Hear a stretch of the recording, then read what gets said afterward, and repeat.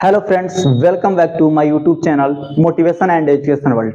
दोस्तों, चलिए आज हम पढ़ते हैं धातु तथा अधातु, मेटल्स एंड नॉन मेटल्स।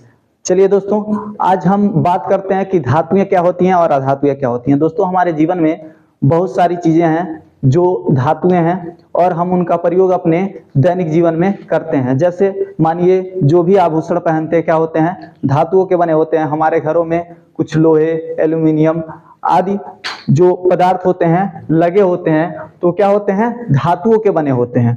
तो चलिए आज धातुओं को जानते हैं कि धातुएं क्या होती हैं, उनके बारे में समझते हैं। आइए देखते हैं कि धातुएं क्या होती हैं। जो धातुएं होती हैं कहते हैं कि वे तत्व जो विद्युत तथा ऊष्मा का चालन करते हैं। कहने का अर्थ यह है कि धातुएं वे तत्व होती हैं जो क्या करती हैं, जिसमें विद्युत का चालन होता है, यानी विद्युत का परिवहन होता है, उसमें विद्युत फ्लो करता है। और ऊष्मा का चालन होता है, ऊष्मा यानी जो टेम्परेचर होता है, ताप होता है, उसमें क्या होता है, फ्लो करता है, बहता है। और धातु कहलाते हैं, वे क्या कहलाते हैं, धातु कहलाते हैं। यानी जिन वस्तुओं में क्या होता है, विद्युत का चालन होगा और ऊष्मा का चालन होगा, उसे क्या कहेंगे, धातु कहेंगे। और जो धातुएं होते हैं वो क्या करते हैं, ये इलेक्ट्रॉन त्याग कर धनायन बनाते हैं। जो धातु होते हैं इलेक्ट्रॉनों का त्याग करते हैं और इलेक्ट्रॉन का त्याग करने के बाद धनायन बनाते हैं। इसके बाद से धातुएं क्या होती हैं, धातुओं के बारे में कुछ विशेष बातें हैं, उनको जान लेते हैं। धातुएं आघात वर्धनीय होती हैं। दोस्तों, आघात वर्धनीय कहने का मतलब किसी भी धातु को जब हम पीटते हैं, हथौड़े से पीटते हैं, तो एक चादर के रूप में क्या हो जाता है, फैल जाता है, यानी उसका आकार बढ़ जाता है। उसे कहते हैं आघात वर्धनीयता, यानी उसमें आघात वर्धनीयता का गुण होता है। तथा तन्य होती है। तन्य कहने का मतलब तानना, खिंचाव से। जैसे हम देखते हैं कि पंखे में क्या यूज करते हैं, तांबे के तारों को यूज करते हैं। वो क्या करते हैं, एक तांबे के छोटे टुकड़े से बड़े तार के रूप में उसे बनाया जाता है, जिसमें तन्यता का गुण पाया जाता है। अतः हम कह सकते हैं कि धातु में तन्यता का गुण होता है। और देखिए धातु जो होते हैं वो क्या होते हैं, विद्युत धनात्मक होते हैं।